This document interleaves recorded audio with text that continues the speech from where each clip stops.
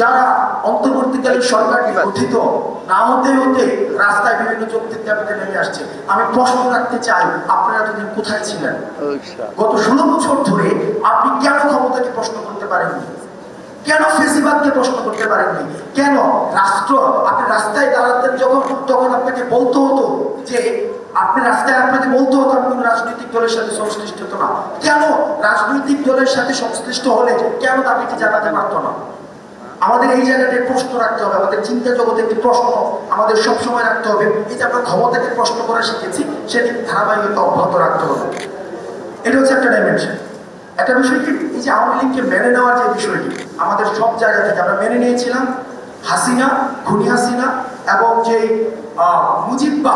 মুজিববাদ যে আমাদের সংবিধানে যেটা রিফ্লেকশন ঘটেছে, সংবিধানটা মূলত হচ্ছে, এখন আমরা দেখছি এটা নিয়ে বিভিন্ন জায়গায় তর্ক হচ্ছে, আলাপ হচ্ছে বিভিন্ন জায়গায়, এবং আমরা বলে সেটা নিয়ে বেশ চর্চা দেখছি।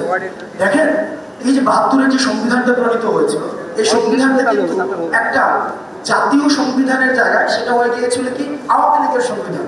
এই আওয়ামী লীগের সংবিধানটা সেখানে হচ্ছে একটা আমরা জাতীয় সংবিধান হিসেবে মেনে নিয়েছিলাম। আওয়ামী লীগের সংবিধানটাকে আমরা বাংলাদেশি সংবিধান হিসেবে ধরে নিয়েছিলাম। অর্থাৎ দেখেন, একটা দলের সংবিধানকে যখন একটা দেশের সংবিধান হিসেবে চাপিয়ে দিতে চায়, সেই জায়গাতে হচ্ছে ফেসিবাদের প্রথম বীজটা বপন করে দেওয়া হয়।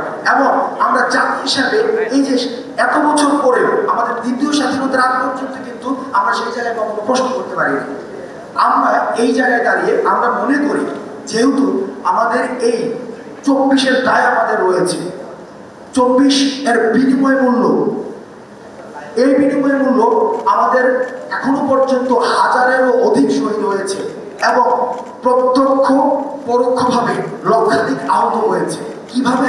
দেখেন, শুধুমাত্র যে আপনারা একটা প্রজন্মকে আপনারা মেন্টাল ট্রমার মধ্যে আপনারা ঠেলে দিয়েছেন। এই যে আপনাদের সামনে যারা রয়েছে, আপনাদের ভাষা বুঝতে পারেননি। একটা প্রজন্ম, এই প্রজন্মের মেন্টাল ট্রমার এই দায়ভার যারা 71-কে পুঁজি করে, যারা মুজিববাদকে পুঁজি করে, যারা হাসিনাকে পুঁজি করে, শেখ মুজিবকে পুঁজি করে, যারা 24 পর্যন্ত ফেসিবাদকে টেনে নিয়ে এসেছে, এই প্রজন্মকে এই মেন্টাল ট্রমার মধ্যে যে ফেলেছে, সেটির দায়ভার তাদেরকে নিতে হবে। এবং সেটির দায়ভার তারা যদি স্বীকার না করে, তাদের দোষ যদি স্বীকার না করে, তাহলে পরবর্তীতে যে তাদেরকে রাজনীতিতে পুনর্বাসন যে চিন্তাটি করছে, সেই চিন্তাটি তাদের বোমারাং হবে। কারণ ফেসিবাদকে যারা পৃষ্ঠপোষকতা দিয়েছে, ফেসিবাদের যারা সুবিধা নিয়েছে বিভিন্ন ধরনে, কারণ আওয়ামী লীগ প্রথমেই বলেছিল কিন্তু দল ছিল না, কিন্তু এটা একটা ধর্ম ছিল। এই আওয়ামী লীগের ধর্মের অন্য কোনো জনরা ছিল। আওয়ামী লীগ কালচার ছিল, আওয়ামী লীগ মিডিয়া ছিল, আওয়ামী লীগ ইনস্টিটিউশন ছিল, আওয়ামী লীগ পোশাক ছিল, আওয়ামী লীগের খাবার দাবার ছিল। আপনি দেখবেন পাকিস্তানি মুরগি, আমরা দেখেছি যে এই যে দেখেন, এটা বনস্তত্ত্বের মধ্যে বিশাল একটা, আমরা এটাকে স্বাভাবিকভাবে মেনে নিয়েছিলাম। আমরা ইলিশ বাণিজ্য চলেছে, ইলিশ দিয়ে রাজনীতি করা হয়েছে।